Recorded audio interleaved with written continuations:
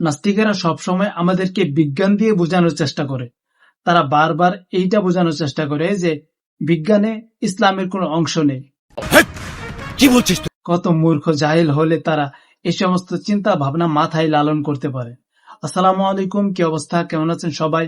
আশা করছি আল্লাহ তাআলার অশেষ রহমতে সবাই অনেক অনেক ভালো আছেন।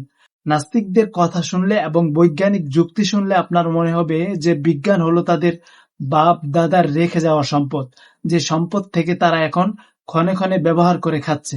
বিজ্ঞানের সাথে ইসলামের কোনো একটা বিষয় না মিললে তারা বলবে এটা বিজ্ঞানে না, এটা মানা যাবে না, এটা অযৌক্তিক, এটা বিজ্ঞান সম্মত না, ইত্যাদি ইত্যাদি। মূলত বিজ্ঞান হলো এমন একটা জায়গা যেখানে সবার অবদান আছে। এমনও তো মানুষ আছে বিজ্ঞান বিশ্বাস করে কিন্তু তারা ইসলাম বিশ্বাস করে না।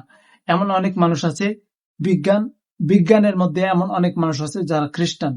বিজ্ঞান এমন একটা জায়গা যেখানে সবার অবদান আছে, কিন্তু আমাদের দেশের কিছু বাঙালি নাস্তিকেরা এইটা সরাসরি দাবি করতে পারে না যে এটা তাদের বাপদাদার রেখে যাওয়া সম্পদ। অবশ্যই ঠিক আছে। আমার ঠিক কথা হয়তো আপনি বুঝবেন, কিন্তু তারা কোনোভাবেই বুঝবে না। আর তাদের অনুসারী সেইগুলোর কথা কি বলবো। বলো বাবাজি। তাদের এক একটা অনুসারী তাদেরকে আব্বু বলে মানে, যে আমার এই আব্বু এই বলছে এটাই সত্য, তোমাদের ইসলাম এটা না মেনলে কি, এইরকম। আবার কেউ কেউ তো এদের মধ্যে নিজেদেরকে মুক্ত চিন্তার দাবি করে, যে তারা এখন কোনো ধর্মের ধার ধারে না, তারা মুক্ত চিন্তার মানুষ হিসাবে বাঁচতে চায়। মানব ধর্মই নাকি বড় ধর্ম।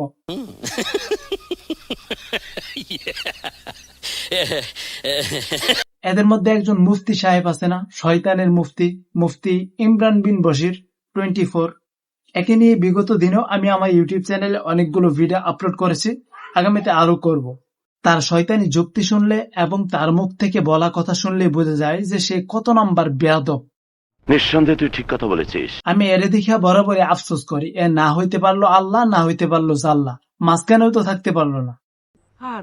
আজকে বিজ্ঞান এবং নাস্তিকদেরকে নিয়ে কিছু কথা বললাম, আগামীতে ইনশাল্লাহ এই বিষয়ে বিস্তারিত ভিডিও আসবে। বিস্তারিত ভিডিও দেখার জন্য হলেও আমাদের ইউটিউব চ্যানেলটিকে সাবস্ক্রাইব করে পাশে থাকতে পারেন। তো সবাই ভালো থাকবেন। আজকের এই ভিডিওটি এই পর্যন্তই। আল্লাহ হাফেজ, আসসালামু আলাইকুম।